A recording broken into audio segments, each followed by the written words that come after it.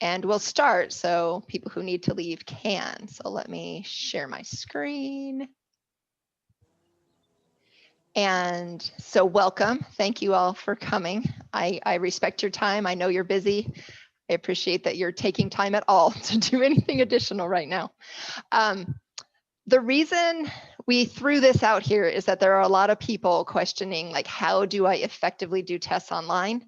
And do I want to give a final? And what can we do? So I'm going to give some backgroundy kind of information. And at the end, I'm going to give you basically a Gradescope tutorial in case you are going to do an online synchronous or close to synchronous kind of exam. If you miss that, the slides have lots of detail. So if you need to leave, don't worry. I already introduced myself. I'm Mary Hatcher Skiers. My email is there in case you want to get in touch with me and ask more questions. And let's get started. I like this quote, "Dear exam, please be nice. Thanks." It's a meme from students and faculty everywhere, right? Like the students want it to be fair and they want to be successful, and the faculty want the students to do well, and we want to be able to grade well, and we want it to be fair. So what are we going to talk about? I'm going to start, like I always do for everything I do, talking about your course goals and whether or not they've changed since the move online. Because before we determine what assessments make sense, we really need to think about what are the goals, and then we can think about if those assessments make sense. Then we're going to discuss some of the pros and cons of exams and decide if they're right and they fit for your goals. We will discuss a few other types of assessments that you might use instead of exams. And then if you do need to throw an exam in there, I want to go over some best practices and pitfalls for online exams. And I'll include a short Gradescope tutorial. I am not an expert. I've just happened to use it a lot this semester, so I know a lot more than I did before. Okay, so the first thing, I just want you to think about what are your course goals. We're not going to share out. I know people are, generally I like to break into groups, but I think we're tired, and the shorter we can keep these things, the better. So I'm just going to talk through some ideas, right? The types of assessments we use should depend on our course goals. And when you're thinking about course goals, what I mean is, are you teaching an introductory or gateway course that is followed by some other courses that require the students know specific content? And if that's the case, exams may be the right way to go. If your course goals are more about using content to develop their critical reading and analysis skills, or their writing skills, or their presentation skills, then exams might be unnecessary. There are lots of ways for students to show you that they're learning and they're achieving your goals. And we don't have to choose exams just because that's what we're used to or what we had when we were young. So if we're going to talk about exams being one of the ways that you will assess, if you think like, yeah, it's content heavy and I've got to be sure they've mastered this material before we can move on, we want to examine some of the pros and cons that come with exams, and in particular, in light of being online. I should pause here and say, wave your arms, use the chat, yell at me and tell me to stop if you have questions, okay? I don't mind at all. Okay, so don't get me wrong. I do not think that all exams are bad, and I think there are good reasons sometimes to give exams. Excuse me. They are the standard in many, many fields, and they can be a really good way to find out and check in and find out if your students are learning the content that you're giving them. They also provide a way for you to assess their independent learning in a way that maybe problem sets where they could work with a tutor or you don't. For some fields, they're going to have exams to get into the next thing or do the next thing. So they can provide practice for those graduate or professional school exams. They require a lot of pre-preparation. And so they can help you assess whether or not your students are good at preparing for the big task, right? If there's something that has a date and they've got to do it, that big task, sometimes it causes a lot of anxiety. It can be quite stressful, but it is a skill and you can see how they do with that skill. It's also a fine assessment for overall seeing if they learned content. Weird thing, some students are used to exams and they like exams. So one of the reasons people use exams is because students like it. So there might be good reasons. There are pros for exams. Some of the cons for exams are that they emphasize skills and memorization. Of course, this depends on the type of exam you give, but fact-based exams favor students who are good at remembering facts. This is the same advantage many of our students have on the SATs. It rewards a specific type of learning, and it often is at the detriment to other types of learning. So it's important to consider, is your exam really giving everyone the fair shake? Because exams are often fact-based, people feel like they require proctoring, because some facts are just easy to look up. So just to make it clear, the CTL has stated over and over again, there are no good surveillance softwares, and we do not support any of them. Those surveillance softwares require students to give up autonomy of their own computers. They have serious privacy issues, and they broadcast, in addition to all of those other issues, they broadcast a message of distrust to your students. Remember, your students are mostly teenagers. And if they already think you don't believe in them and that you think they're cheaters, they have that attitude of, well, why not? I happen to have 3 teenagers who have different faculty right now, and they really, really despise the teachers that are being really overly surveilling, not because they want to cheat, but they hate that accusation feeling. And it makes them be like, I don't really care anymore what this teacher thinks, right? They've already told me I don't matter. I'm not like a good person. So you might want to avoid that. Now that we're online, there's unique inequities in giving an exam. If you give an exam in your classroom and everybody can start at the same time and they all have the same environment and you end it at the same time, they're not dependent on things like good Wi-Fi, quiet spaces, a distraction-free environment, which we can give them on campus. Right? And so now that our students are at home, a lot of these issues are happening for a lot of our students, and it makes it really hard to do this fairly. It doesn't mean it's impossible. It just means it's more that we really do have to take into account. This is just one more way that we can reproduce the inequities that our students are feeling with this online access stuff. Okay, so if you don't do exams, what else could you do? What else might effectively work for your course? One favorite for people who need fact-based content is short quizzes. If you give a lot of quizzes that help them build that information, you get that same desired effect. Did they learn the content?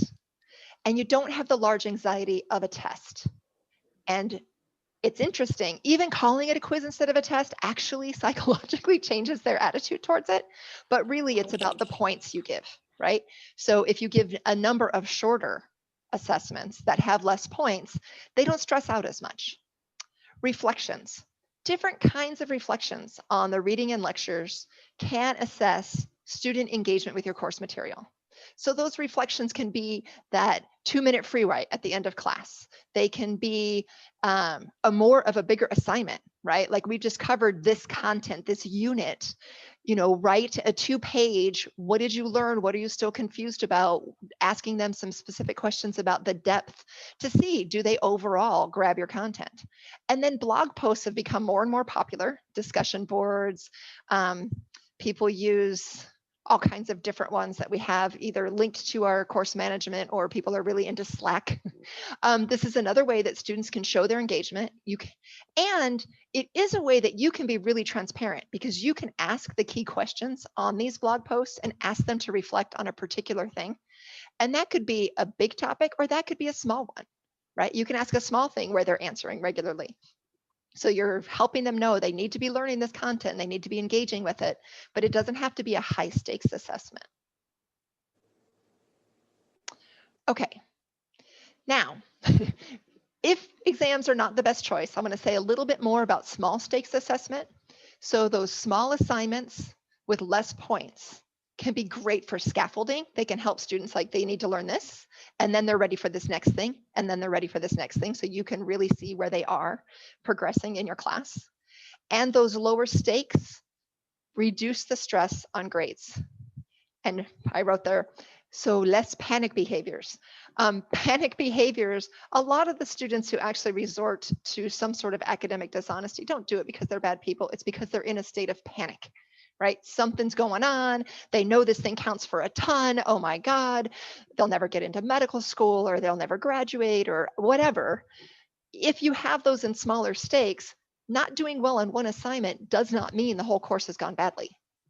And it gives them less stress so that they can see these as opportunities to see what they know and where they need to grow rather than these really big events. Group projects. Group projects tend to require the synthesis of a lot of content, so they actually engage those higher order learning skills. They're also good if you are teaching upper division courses and they need to learn to work together, right? Yes, sometimes students hate group work and it can be very tricky to assess the individual learning that happens in group work. So there are some ways to make them have a piece that is that individual learning that maybe is why you're using exams. And two of those are the idea of group grading or personal reflections. So group grading, having the group assess each other and how they did, is a really common thing that faculty use. And it works if you have a really good rubric. If you just say rate your group members, they tend to give everybody high scores. They don't want to say anything bad. They don't want anybody to say anything bad about them. They're all still worried about the grade, especially if the group project is worth a lot.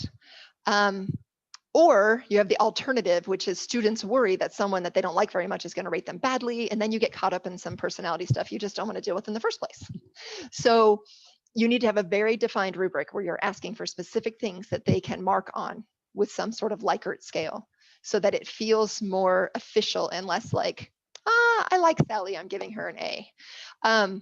Another way to go about it that I've recently started doing, because I learned it from Paul Hanstedt, who I love, that's the person who wrote Creating Wicked Students.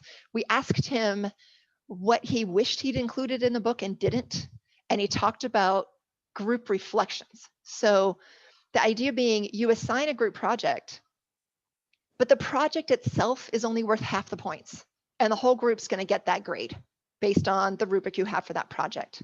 But the other 50% of the points is based on the individual reflecting on the project.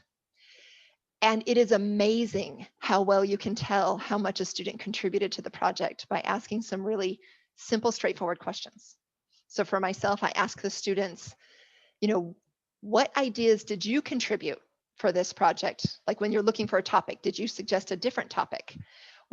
How did you all get to the topic you chose, right? I ask them something like, if something you were really engaged in, a paper you had or a thought or an idea or direction, didn't make it into the project, do you understand why, or do you want to argue for why it still should have been there? And then I ask them, if you had more time, if this weren't a one semester, it's over, and you get to spend more time on this project, what direction would you take it?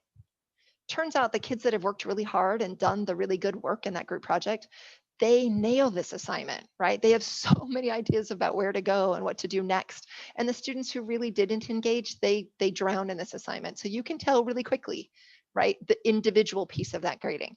So that is a way that you can still get that individual assessment while doing a group project. It also has the students freak out a little bit less about, I hate group projects when people don't do their fair share, because they know they own half that grade themselves, right? Okay. Now, let's say you've heard all of this and you've thought about these things and you go, I still need to give exams. And I think that's fine. And we still need to give exams. I love the idea of lots of small quizzes, but nobody can adopt that now. We're halfway through the semester. So that's not a great solution.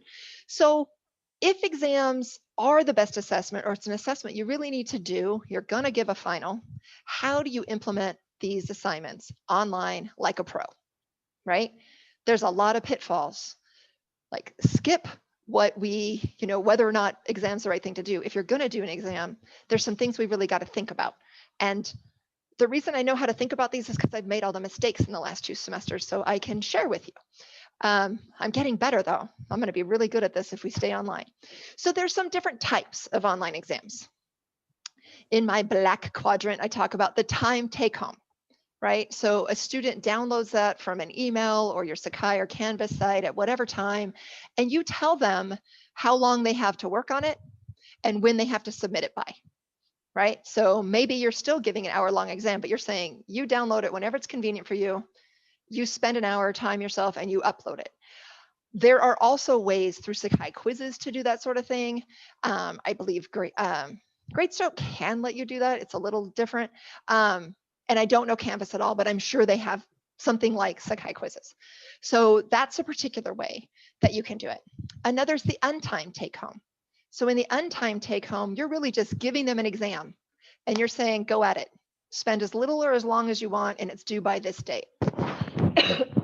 I do this for my quantum mechanics class, and I have for years, right? I give them a 4-day weekend, and they shouldn't spend 900 hours on it, but that's up to them. That you really, you don't have any worries about the timing, but we'll come back and talk about what's good and bad about that. The synchronous exam is when you have all the students take the exam at the same time or relatively same times. And I'm going to give an example of that. And then all of these types of exams, you might want to consider an expectation sheet, right?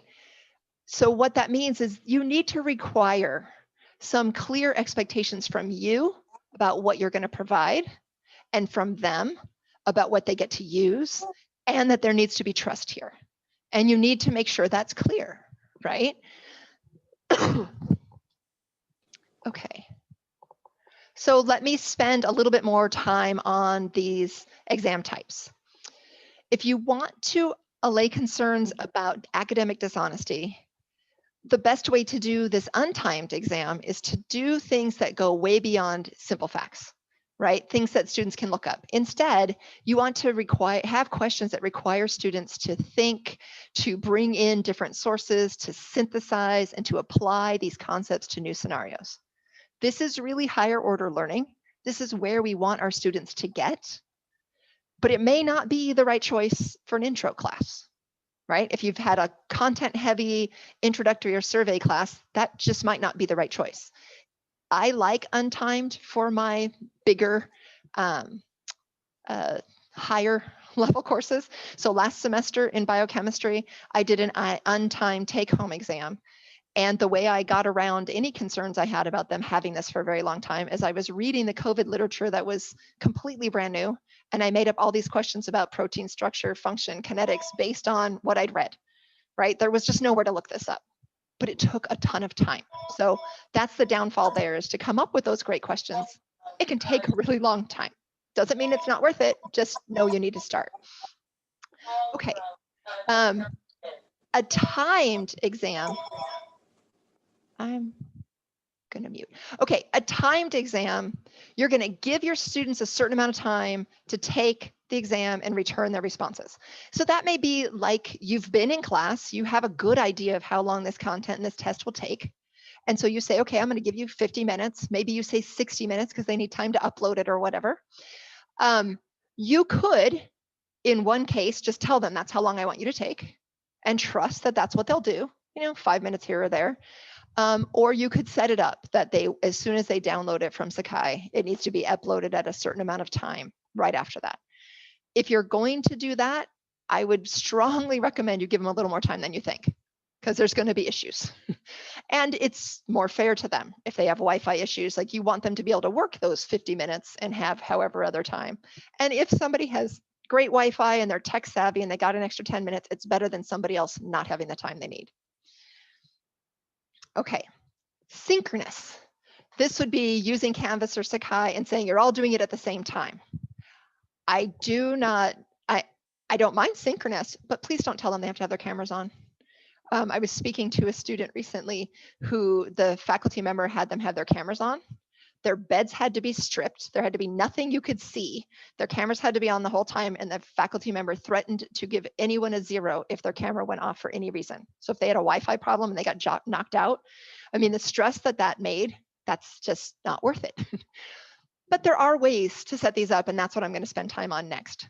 My pro hint for this that I learned from others is if you are using untimed or timed and you're not using something like Gradescope where it goes right into some assignment, ask the students for a specific format. Tell them it has to be in PDF, because if you're on a Mac and they're on an Apple or whatever else, it may not translate. So if you have any equations or anything like that, good luck opening it. And have a file formatting name.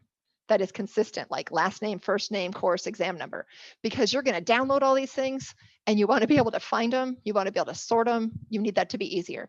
If you don't tell them, I kid you not, they will name it exam 2 and you will download 20 exam 2s and then you've got to go back and rename them. So that's just a little pro tip. Okay, let's talk about a synchronous exam example. So this semester, I'm teaching Chemistry 14, and there are 5 faculty sharing all of the asynchronous material, our lectures, our worksheets, our homeworks, and then we meet with our students and do in-class worksheets, in-class practice, stuff like that. So we decided, well, we should probably collaborate on exams. The people who've actually been teaching the material, giving the lectures, making the worksheets, they're the ones who should be writing the tests. And so we had to come to some agreement on how to do that, right? 5 people with very different goals, very different ideas about the best way to do exams. We decided to go with the synchronous exam. However, with a twist. We have 206 students in these sections. There's 9 different time zones. We didn't want any student to have to take a test at a really awkward time. Like, sure, some of those students come to our 7:20 a.m. class, but it's still the middle of the night for them. So we set up 12 different Gradescope classes, and we let students fill out a survey to get themselves into the time that worked the best for them. And when I said, yes, we overdid it, we did. So on exam 2, we cut that down to 6. We looked and said, okay, which ones were really underpopulated? Where can we move them? So we had 6 in the future one. Shout out to Elizabeth Hodis, who's here, because she helped me figure out how we could do this at all. The cool thing about Gradescope is if you are at Pomona, Scripps, and Harvey Mudd, I believe, you have it linked to your Sakai. So it's really easy. It just adopts your Sakai class list. If you do what we did and you create different sections, you have to do that all separately. So that's something to consider. Okay. Why can't I move? There we go. So some of the benefits of Gradescope. It is really easy to set up the sections. You just upload a class list. It's easy to set in your assignments, like you make an assignment and you get to upload a PDF and you create an outline that has a grading, and the grading rubrics are easy. And I'm going to walk you through those. It is linked to your Sakai, so you don't even have to set up the classes or the roster if you're only setting up one. You can set a start time. You can set a duration, how long they have for it. You can make it so that it requires them to stop. It won't accept an upload after a certain amount of time, or they can just keep going until the duration. So even if you're giving a take home over 3 days, this still works really nicely. And the exams are uploaded by students into one easy to access space, right? And it goes in with their name. So no matter what they named their PDF, it goes into their account. So it's there and you don't have to try to figure that out. So those are all really nice benefits. I'm going to show you some of those settings. So, oops, back up. Hang on a second. Don't have that screen available. There we go. So when you set up an assignment, so this is my 720 section for the test, exam 1, and you have this kind of toolbar over here. To set up, you just say new assignment, and that's where we are here, edit assignment, and you get to upload. So replace the PDF. You can just put your test right in there. Then you give it a name. Who will upload the submission? This right now online, it's the student, but if you're giving a test in class, you can shoot those through the copier and get a PDF, and you can upload them to use all the great grading tools that I'll show you in a minute. You have a release date. When is it available to them? And you get to put a date and a time. So if it's an untimed thing, you could just put a date and put any time and put an end date, or you can have it be, here's the time they can download it and here's the time it's supposed to be uploaded. And if you enforce the time limit, it's enforcing this time limit. So they have 90 minutes to work on it. Importantly, something we learned is that you need to make the due date later if you have students with accommodations. So if you're taking it at 7:20 and they get 2 hours, then you shouldn't have this close until 9:20. Otherwise, you get a lot of emails saying, it kicked me out and I'm supposed to have extensions. We learned that. We don't want anybody else to struggle through that. You can still set the time limit here. This thing, templated length, it makes them put it on a page, right? If you want each answer on each page, which really helps your grading, it's the right way to go. Template visibility, you have to click that or they can't see what you uploaded. They can't see the test. I thought it was like looking at my answers. No, you have to, but we practiced ahead of time. I didn't mess that up on the real test. Over here, you can have positive or negative scoring, like you can just add points for things you like, or you can say it starts with 10, you can take points away. And then and here, show only accepted rubric items. So I'm going to show you can have a rubric with a bunch of things. And if you apply certain ones, that's what the students get back as feedback rather than the whole thing, which is more confusing. Initially, we had them see the whole thing. So things you can learn. There's a lot of options. That's what you can learn. So you have to be a little careful. When you upload your exam, you get to make these little boxes. It just starts with a green box up here and you can make it as big or as small as you want. Whoops, go backwards. Backwards. And so you kind of give them the area that that question has to be in, and you give the name to the question. Super cool thing about this, at the end, you're going to get statistics, and you're going to have statistics on each type of question. So you will know, oh, my students were really good at periodic trends, but they really struggled with empirical formulas, because you're going to have a different mean for every question. That's a lot of work for you to do yourself. It's doing it for you. I found that very, very helpful. Next thing is you can add extensions for your students. So if you have a student, this is my colleague. So I put in one of my, we're all in there and we can give each other student accounts. So this is my colleague, Amy, and actually she's the biggest pro of Gradescope now because she goes in and learns every detail where I'm just trying to get by. And so you can add, so if you have a student who has 1.5, you put it here and it will be good for all of their assignments and exams. If they have 2 times, you give them 2 times. If instead you're just adding 30 minutes because somebody told you they needed it, however you want to do it, you can add that and those extensions stay for everything. You have to turn it off at a different exam if you're taking it away. So that's very nice. You can do that once. Rubric. This is why I think people were loving Gradescope before we went online. Because what happens is the students upload their exams and they have, question 1 on one page, question 2 on another page, etc. You start to grade, you start with this one. They're not taking any points away. It's all correct. Then nobody answered. Like there's no answer there. So they get all of it off. But then you start to notice, oh, they're not putting the Roman numeral here, minus 0.5. Oh, they're not. So as you're going through the exams, you're finding new mistakes and you're assigning points to it. Well, then you get to the next student and that rubric is still there. And you know exactly how many points you took off for that mistake. And the next student and the next student. And something I didn't learn on the first exam because I don't go and learn everything I'm supposed to learn. I learn as I need, is that it turns out at the bottom of here, you can import a rubric. So if you graded your 8 a.m. and you had this rubric, instead of me writing down what I did for everything and going to my 9 a.m. and starting over, you just import it for that question and it goes into your next section and your next section. Totally awesome.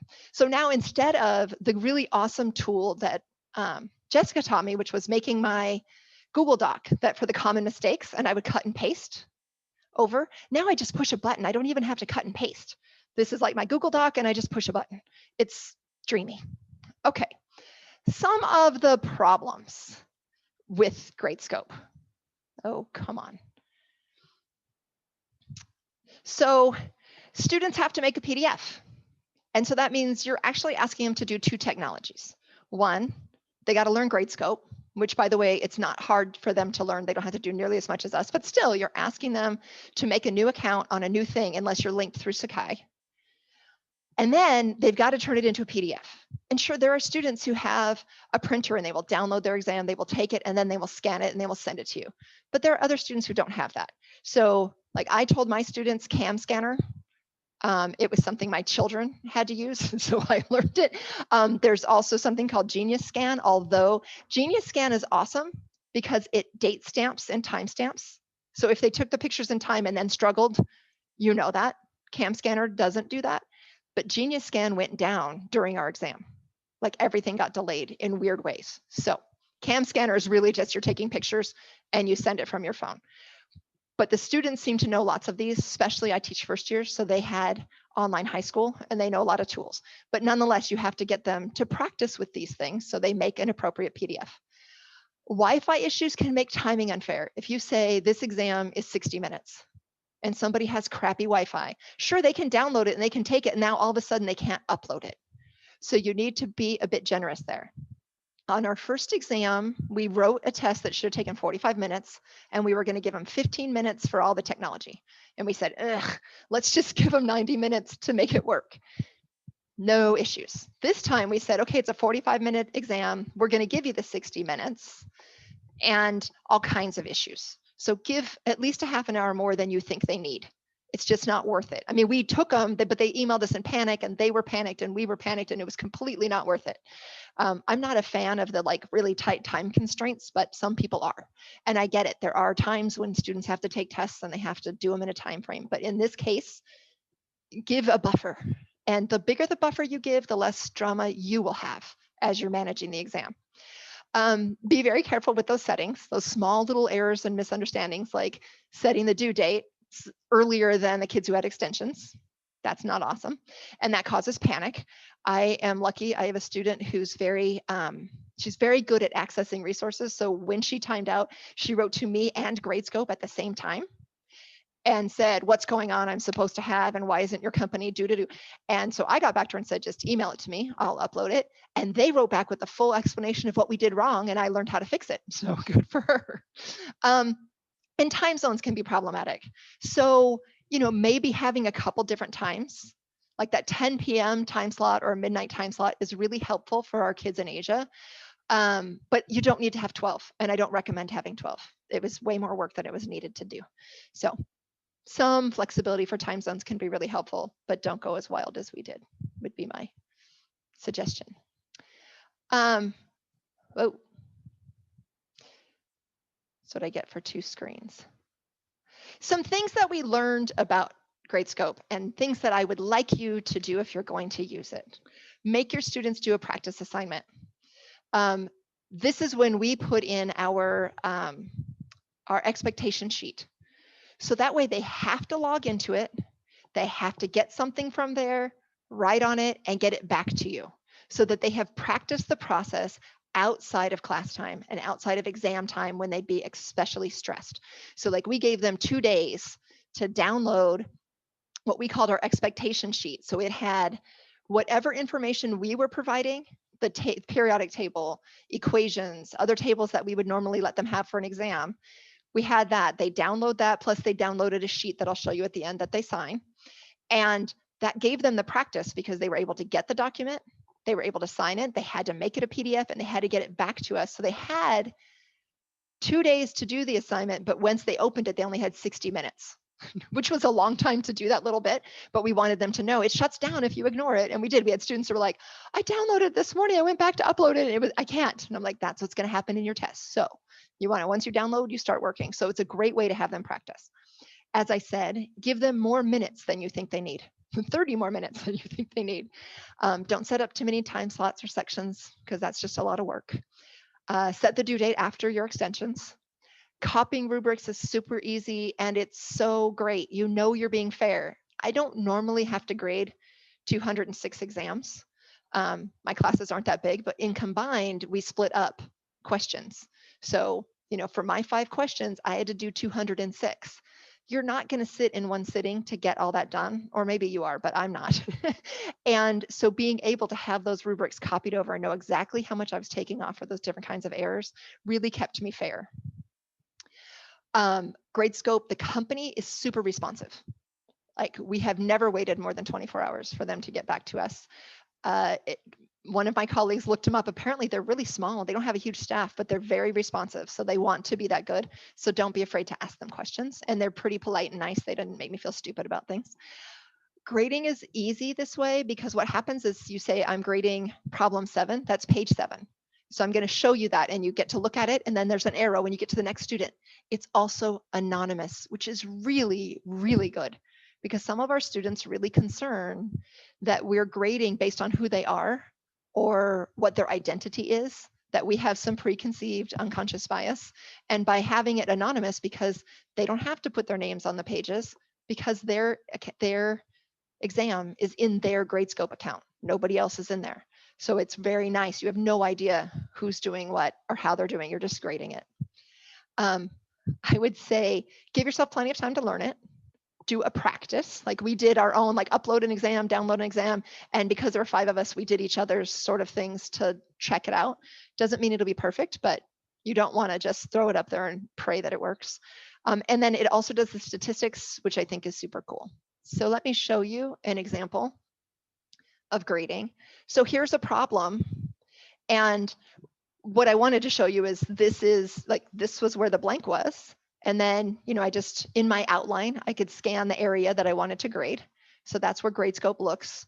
It's looking at that page, and it is looking for this piece, and I get to see it. No student name, but all the student work, and I can just click on these, and then I can go next ungraded. And the next student's assignment comes up, and it's the exact same question in the exact same order, and I can do that one. So my mind is completely on question 7 right now, or question 8, and I just go through 206 of those, and then I can go and do question whatever. So it's very, very nice in that way. Little warning, no matter how much you tell them, they're supposed to upload 8 pages, and they're supposed to, like we tell them, if you don't download it and you're writing on sheets of paper, just make sure you put the right question on the right page and you scan. You're still going to get students that put, 10 answers on 3 pages and then a bunch of blank pages to make Gradescope take it. So just because there's nothing here, don't click the no answer. Go back and look for it in case, because you still have students that will do that. We said we were going to penalize them the second time because we talked to them about it after the first exam. But in the end, we're just like, everybody's stressed, but you can penalize them for it. You can add something that says, you gave me a crazy thing that didn't follow the template and it was too much work for me. That's up to you. Okay, it gives statistics. Yikes.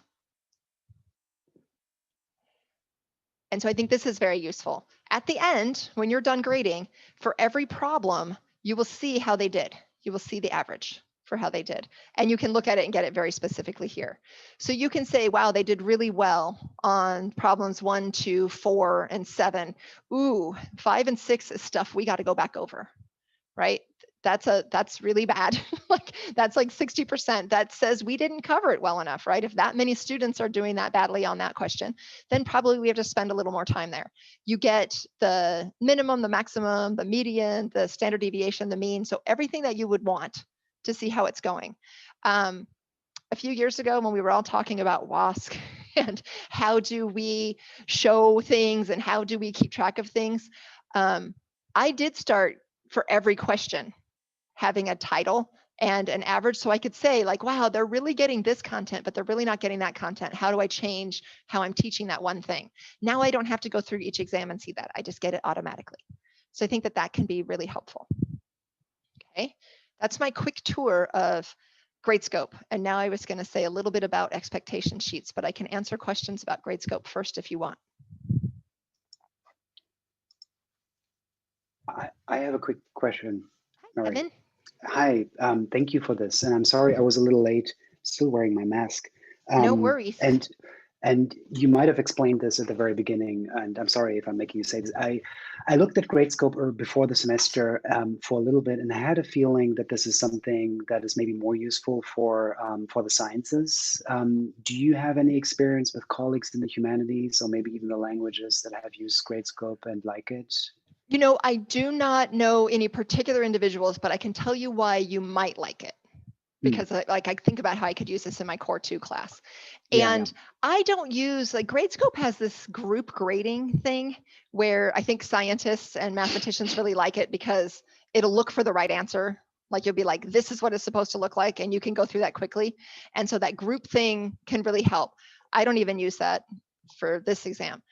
But for the individual grading, you can have particular things that you're looking for. And so I still think the rubric idea, if they're doing a short write and you have some very specific things that you're always giving the same comments on, you can use this, and it's really easy to give those same comments on, right? So if you're assigning a 1-page thing and there's just certain things that you see over and over and over, and it doesn't have to be negative, you could do positive, right? Like I'm giving you the points because I'm seeing what I want there.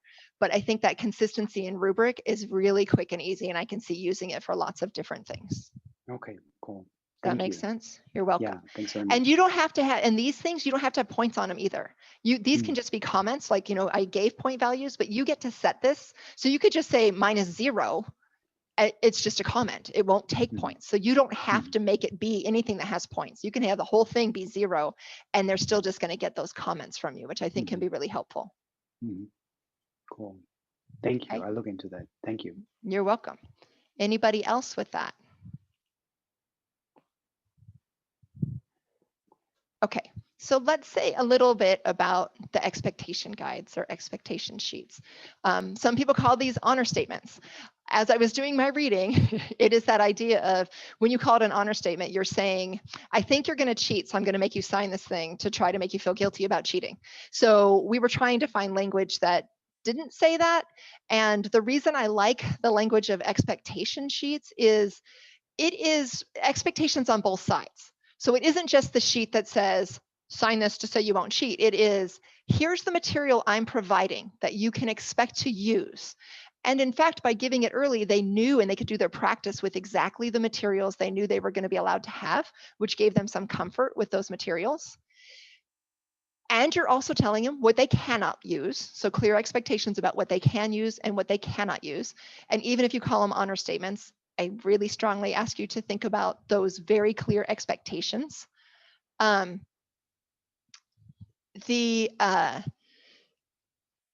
then you are saying to your students, you do have some expectations from them, right? So our expectations, I was just going to show this quote. Humans respond better when we appeal to their best nature rather than when we accuse them of their worst. So by saying, I have some expectations you can have of me for the exam and I have some of you, it's just a little better than saying, I think you cheat, because all college students cheat and I don't think very highly of your ability to not cheat. I'm not saying that's what you say, but that's how they might read it. So this is an example of ours, and it's longish, and I think that's okay because we wanted to make expectations real. So we gave them options about how they can submit the exam, so making it clear that they can print it out, work on it, complete it, scan it, upload it. They can download onto a tablet and upload it, like that's fine. They can do it on paper, but we wrote you must put it in the same order. We told them this because this was the second time, and we were like, I kept giving people zeros because I had the last 2 problems, so I just assumed they didn't do it, and it turned out I needed to go back to page 2 to find the problems. But we didn't take the points off. And then we tell them exactly what's not allowed, right? Like, this is what's not allowed.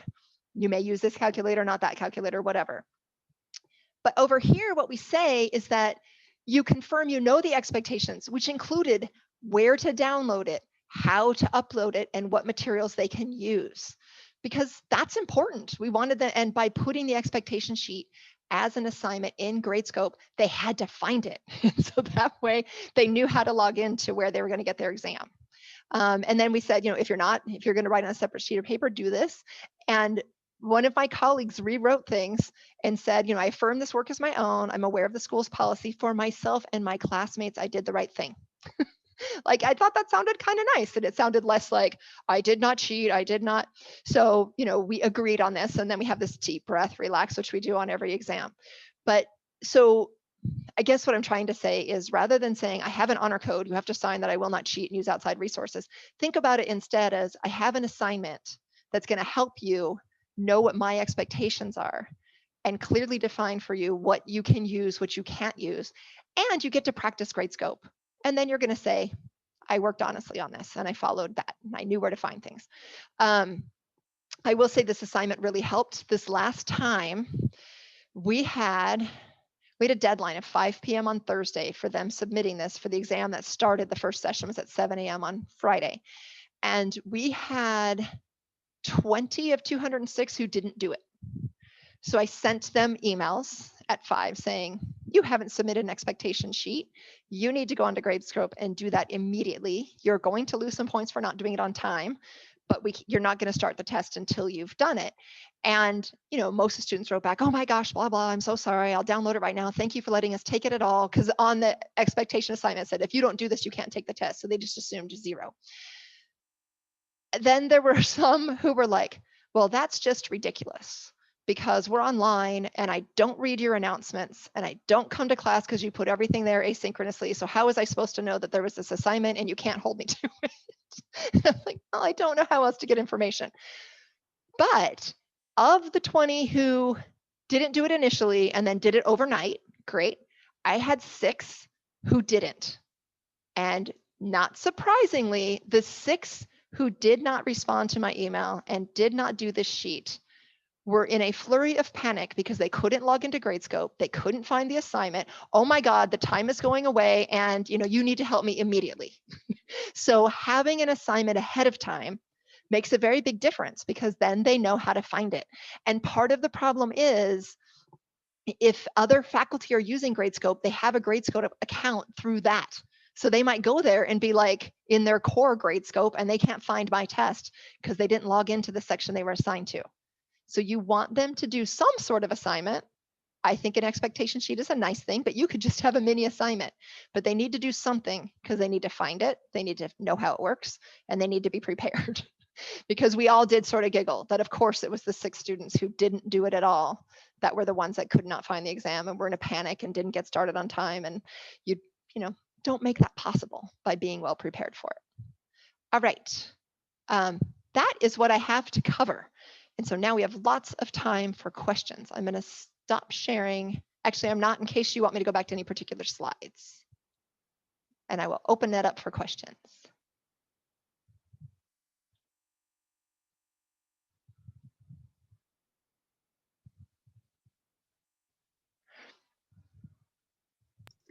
Do you integrate Gradescope into Sakai, or do you make them open an account?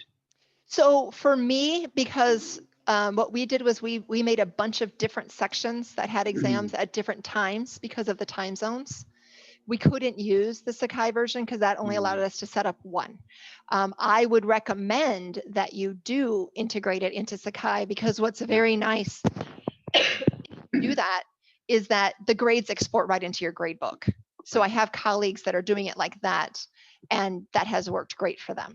And it means the students can access it. They go to their Sakai site and click on it and they get their Gradescope assignments instead of having to log in somewhere else. Right. But the way we set up the different classes, we created the role, right? I put in, like, basically I made an Excel sheet by doing a Google survey that had their names and their section number and the time they wanted. And then I could upload that in there and they would get an email that says you've been added to this class, and all they had to do is click on that email and they could get to it. Right.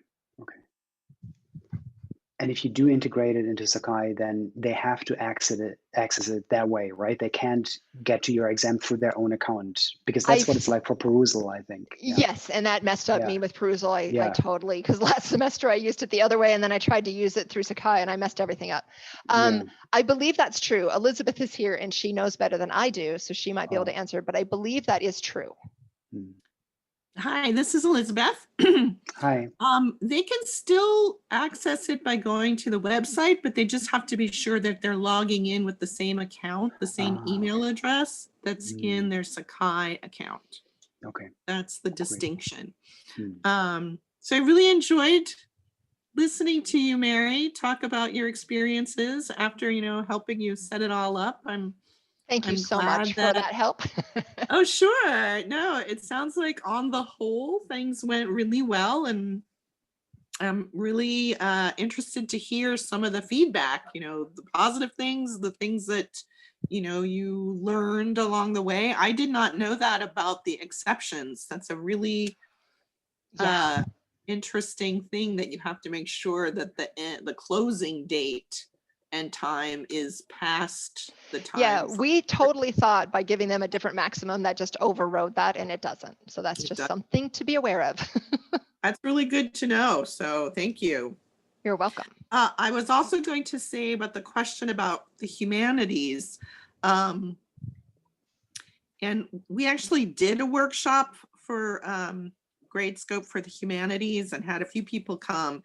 But yeah, basically the distinction is if you use the positive rubric, I think that works much better for the humanities, where you create a rubric where you are awarding points for, for example, if it's like a writing rubric, that works a lot better to be awarding points for doing things in particular ways, like, yes, you were clear, or yes, you didn't have any grammatical mistakes. And so you get certain points for doing things in certain ways. And Right. that to me makes a lot more sense than trying to take off points, which I think works better for the sciences. Yeah. Yeah, I actually tried to go positive rubric for the chemistry stuff because I just like the idea of a positive rubric, but it was really hard to be like, okay, I give you 10 and now I give you 9, and I couldn't make it as clear about what I was taking things off for.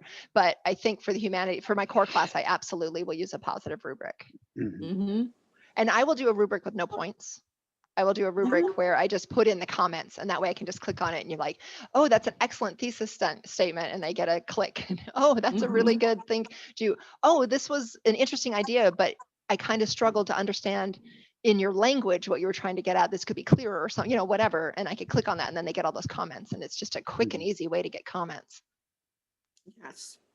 I see that Elizabeth or Joe said that you can still see who the students are, even though the name isn't on the grading page. That's true. You can go back and see how your students are doing at any time. It's super easy to go look at the student data, but while you're grading, you cannot, you can choose not to. And then you're really just doing anonymous grading, which I think is helpful.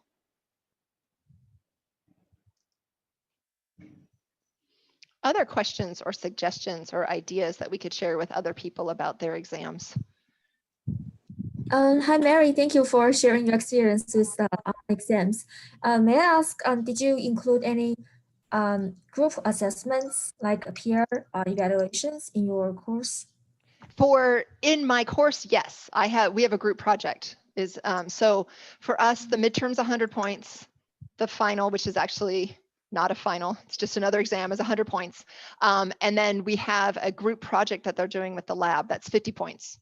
So we'll be doing that as well. We usually have 3 midterms and a final for this class, but because we're online, we didn't want so many tests. So we created a couple larger lab assignments that are like, one was a paper where they group edited each other and they were graded as well on their using the rubric and peer editing. And then they have a group project on water quality where they have to do research on water quality and then use the data that they've collected and then do a group presentation. So we're kind of using both.